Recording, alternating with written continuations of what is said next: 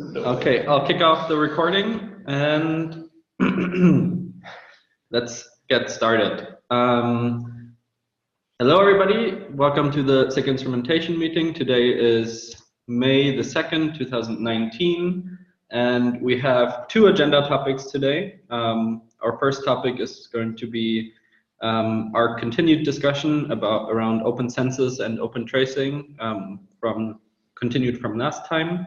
And then we're going to be talking about structured logging.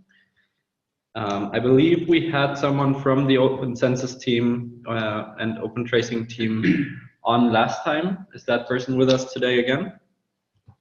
Yeah, hi, it's Austin. I'm from Open Tracing. Right. Okay. I believe last time we said we wanted to assess the situation again because I mean, the merger had just been announced around the last meeting. So do you have any updates for us? Yeah, so in general, we're planning on officially announcing the merged project into the CNCF at KubeCon Europe later this month. And there's a public roadmap that's up now that talks about, when we're planning to, or when we're going to try to at least have versions of the API ready for each language. I don't have a ton of insight into the Go one, but there is a Java version of the API that is available that people can look at. It looks a lot like Census, except that there's some important things that came over from Open Tracing, such as the concept of being able to just write against the abstract classes or a no-op implementation of the tracer that you can write your instrumentation against, and then at runtime sort of, attach the concrete implementation. That also means it'll be probably more suitable, since you would be able to more easily extract just like the tracer rather than having to bring in the binaries for metrics and everything. However, a lot of this is still kind of, it's not done till it's done. I would say maybe if there's a strong interest in doing something in a short term, in the next couple months, might be good to start with Census, because there will be a migration path from Census to this new project. And we're planning to support I believe 2 years fully support and ensure backwards compatibility from new stuff to old stuff. I think last time we helpful. Sorry, I think last time we talked about this. I think we had a general consensus that we want tracing, and that the new project is probably what we want to go with. I think last time we were still unsure about the setup burden that the agents bring with themselves.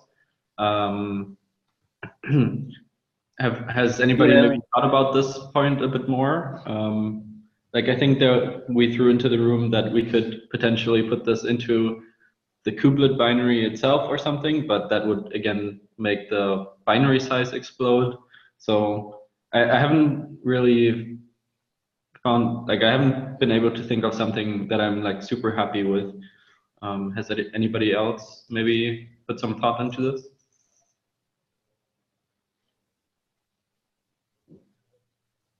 I'm not an expert on it, but I believe that the Open Census team has been working on sidecar agents, which you can deploy,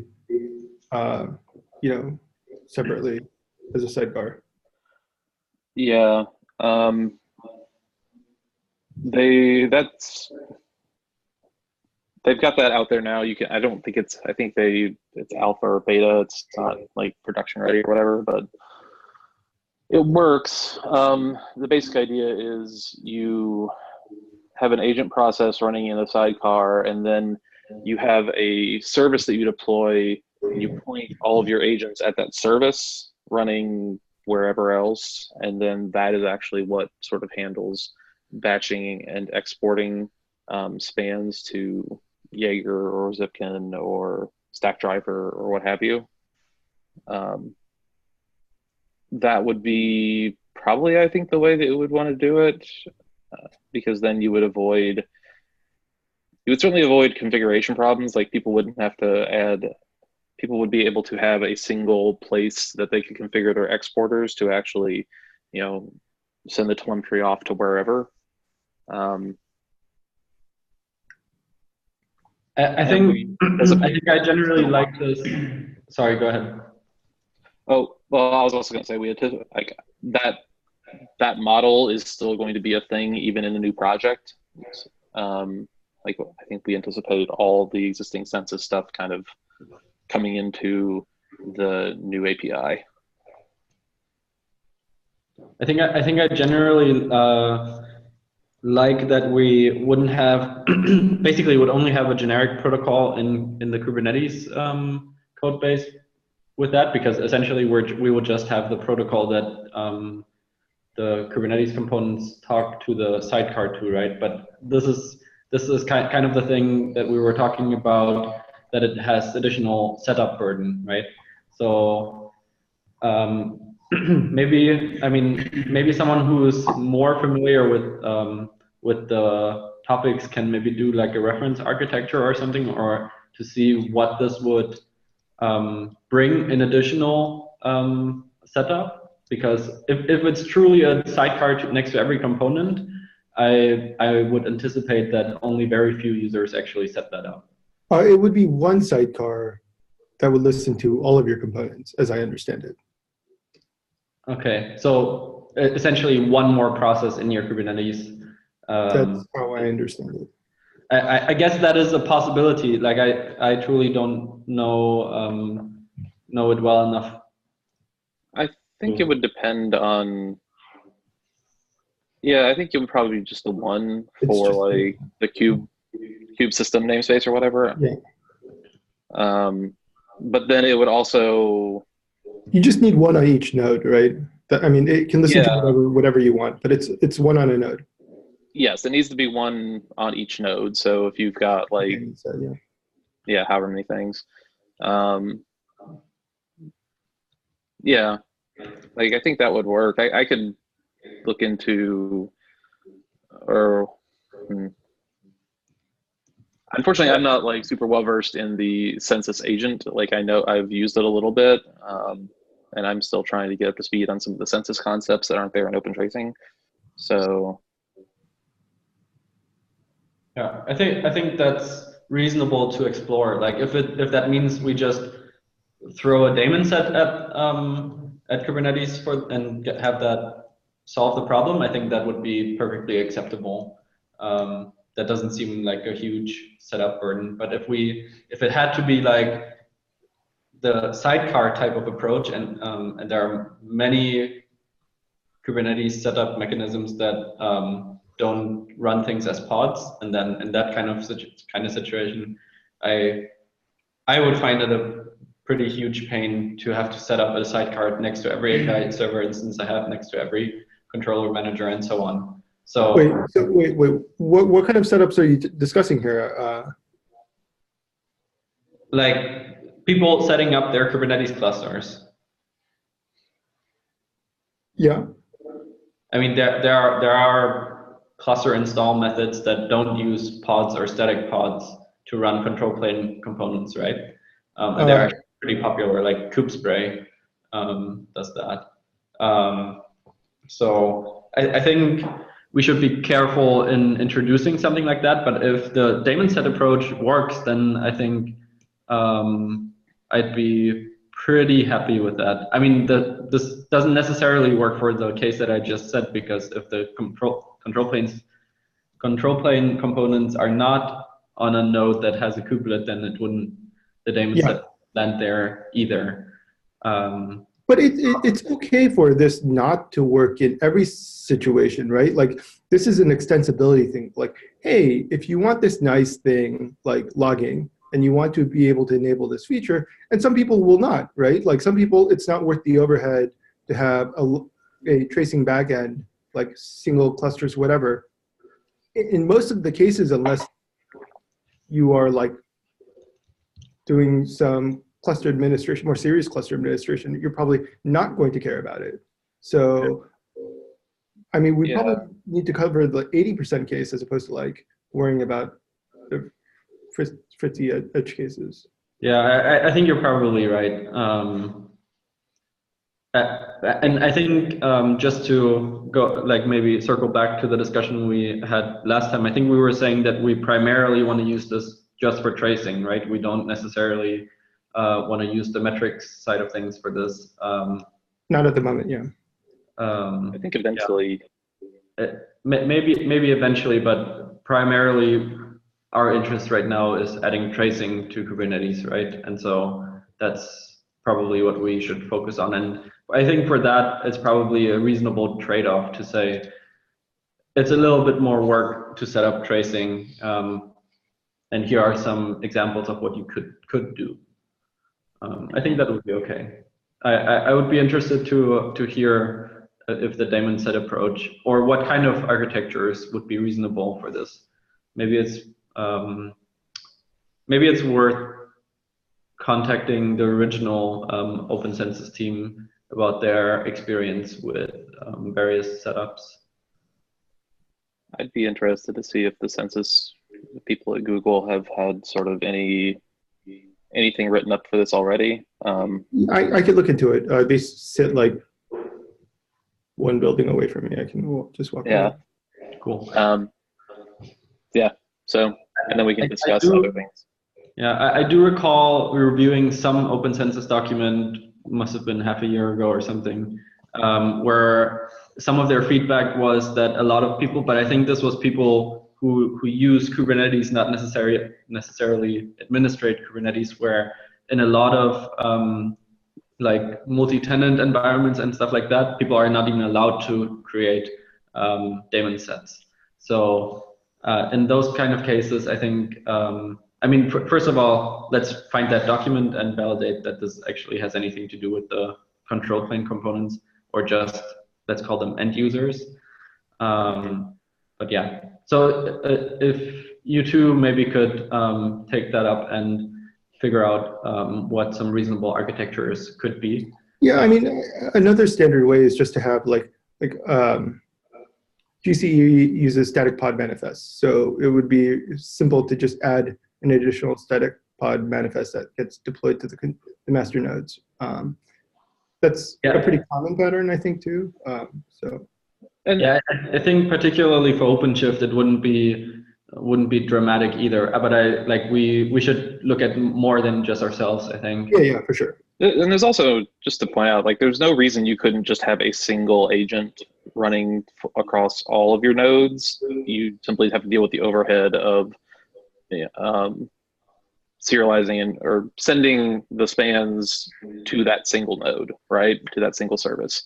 The reason that you would want one per is simply to avoid the additional overhead and potentially backing up, causing back pressure, like if there's any kind of interrupted connectivity or whatnot. That makes sense. And I guess if I remember correctly, the agent takes care of like doing the sampling decision, right? Yeah. So you wouldn't want to have the unnecessary network traffic either to do the sampling decision, right? Right. And with a service, you can do tail-based sampling too. So. Yeah. Okay. I don't know. Does anybody else have any other comments? I think we have some points to investigate on that, and then I think maybe in a couple of weeks maybe after KubeCon, we can look back at this. If I remember correctly from the timeline, I think the Python client is the one that is being released first, right? And then Java. Java? Was it Java? Okay. Java, yeah. I thought Java. Okay. Python is in the first wave of things. I believe the ones we're focusing on are Java, Python, C++, Go, C#. Sounds right. I'm looking at notes. But yeah. Okay.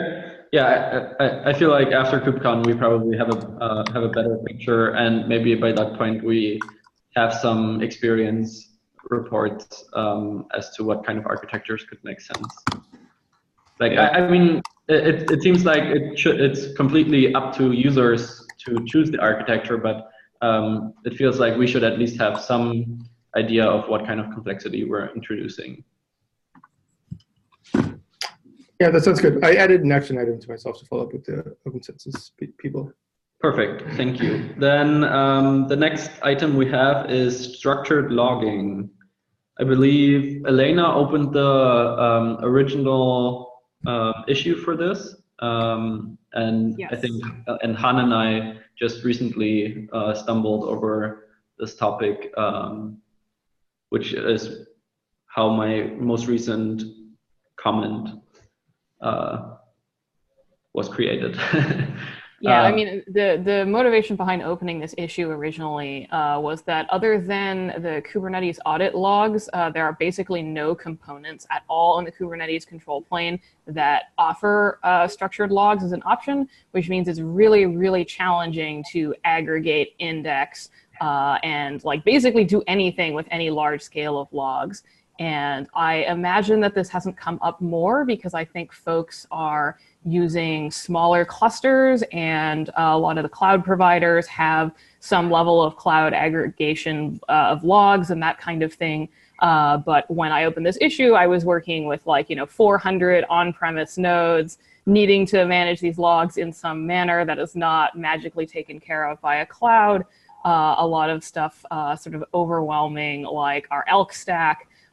And the fact that we couldn't have these things like in a structured form to make indexing and processing much easier made it very difficult to operate and debug certain cluster issues. Yeah, our request logs are terrible too. They're not consistent. Yeah, there have been a couple of discussions about structured logging already. I think one of the longer ones is cited in the agenda. I think the general consensus is we want structured logging. I think the bigger issue or question is how do we introduce it without breaking too many. Have you guys looked at Tim Hawkins' logger interface? I think he's been wanting to do this for some time, I think. Yeah. It's the thing that implements the Klog interface, right? But potentially has pluggable backends. It actually wouldn't support all of the functionality for Klog is one of the problems right now, because it wouldn't support numeric verbosity levels. It wouldn't support? It would not support numeric verbosity levels. It's supposed to be more generic. Yeah.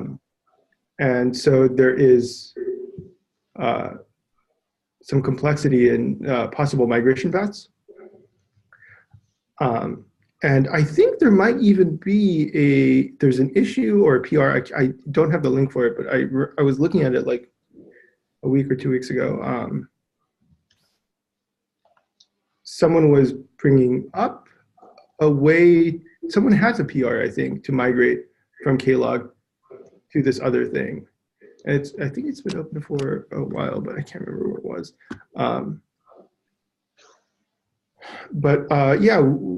I think we should probably do something about it and probably come up with some sort of plan to migrate to structured logging. I would love structured logs.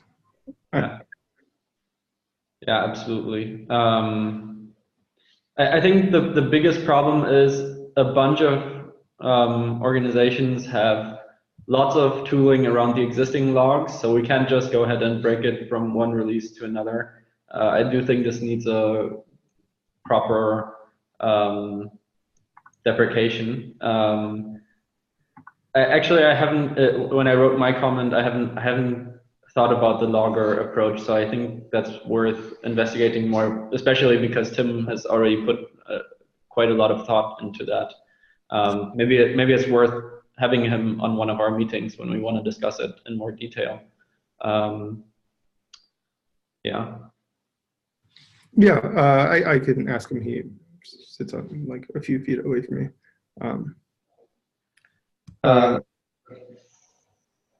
Go ahead. Yeah, so I think my understanding of the complexity is basically the hard part about doing this is currently, if we wanted to migrate the logging implementation, we would have to do so at every call site. It would be super invasive across the entire Kubernetes code base. It would be much simpler if we could do it on a per binary basis, but that currently isn't really possible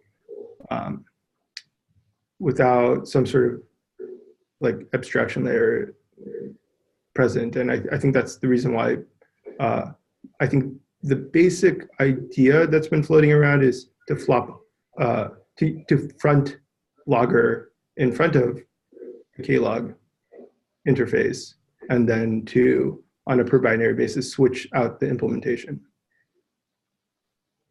As in, like, trick, like, go into choosing the other module. Yeah, well, the interface would, it would allow you to set an implementation. Okay. Okay. So no trickery with making the Go compiler choose one over. No. You would do this at application boot, like in your .run method or something.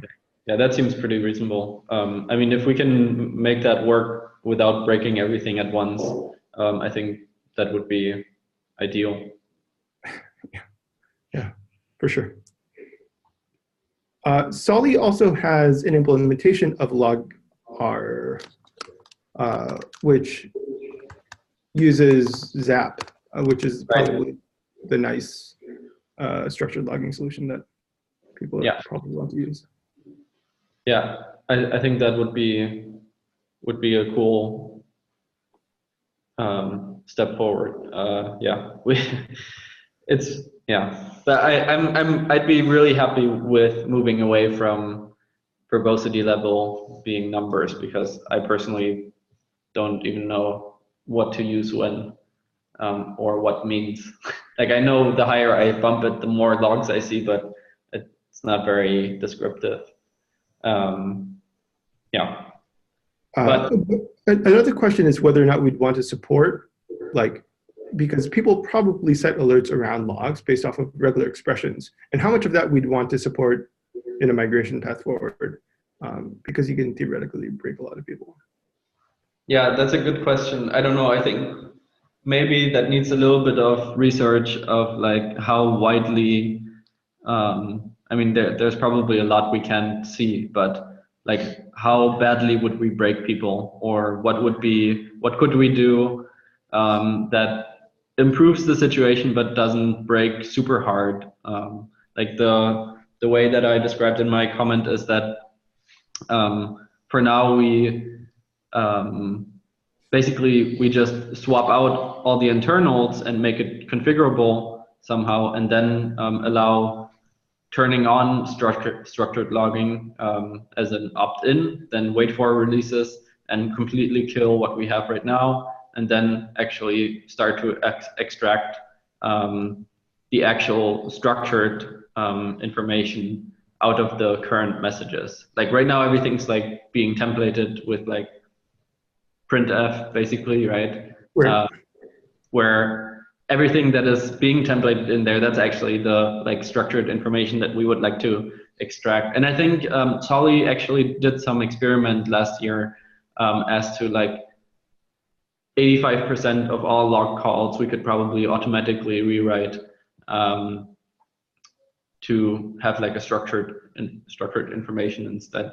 So I think this does need some more thought, but I think everybody agrees that we want structured logging. Yeah, why don't we all just do a little digging? Maybe we can actually have something more tangible to discuss in the face-to-face in Barcelona. Yeah, I like that a lot. That sounds perfect. I just want to add to the discussion that there was 1.5 years ago, after the .go conference in Paris, the Go Commons project created by Brian Ketterson, and they have an issue on a standard logger interface with 50 comments from people all across the Go community. Without having seen Tim's proposal for a logger interface, I think like wherever we track this, I will add this issue as well. Yeah, that sounds perfect. Actually, just link it to the notes. I would love to see it. Yeah, I put it in there. Thank you. So before we have like 4 minutes left, do you mind if I update on the thing? Yeah, go ahead. Yeah, so the implementation has been getting reviews. Stephen looked over it. I think I'm just gonna move the code into component base, and that makes more sense. And then basically it sounds like. Maybe just for people who weren't around last time, can you just back up? Yeah, sure, sorry. So there is a KEP for control plane metric stability. We are implementing a framework which will allow us to define stability levels for metrics so that people will not break them moving forward. This is the first part of a 3-phase plan. The first phase is implementing the framework. The second phase is implementing the static analysis and validation piece. And the third part is actual migration of the code in the binaries. I'm almost code complete for the first phase. There's a couple of minor things that Stephen brought up, and I will address that today. Hopefully I can get it merged soon. I've also been talking to Peter Solodov. He's on the call.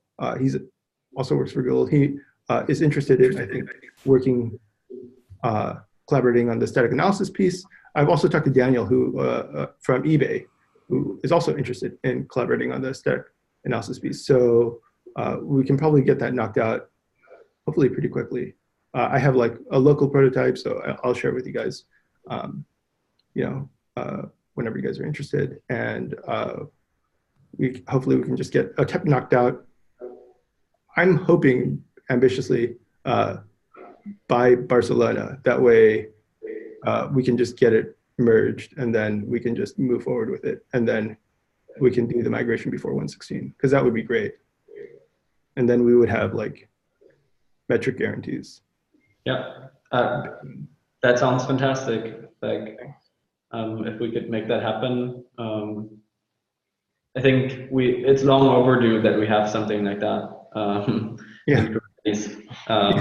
And then, I mean, then the hard part is actually going to be making sure that we get some metrics that are stable and that we're confident about, right? Like even the like super common metrics we've broken several times in the past.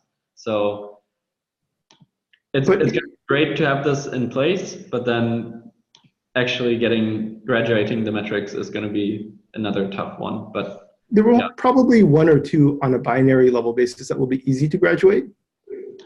But the mentality will have to shift, right? So like people cannot just start adding labels anymore to stable metrics. So they will have to create, if they have a feature, they will have to create a separate feature level metric, which actually makes more sense because then it's isolated and they can remove it and whatever when they're done with their feature thing. So, and also now we will have a gate for metrics changes. So that just obviously then you'll have instrumentation oversight for all metrics related changes, which is super desirable. Okay, thank you for the update. And we are just out of time. So thanks everyone for attending, and have a wonderful local time. Bye-bye. Thanks. Bye.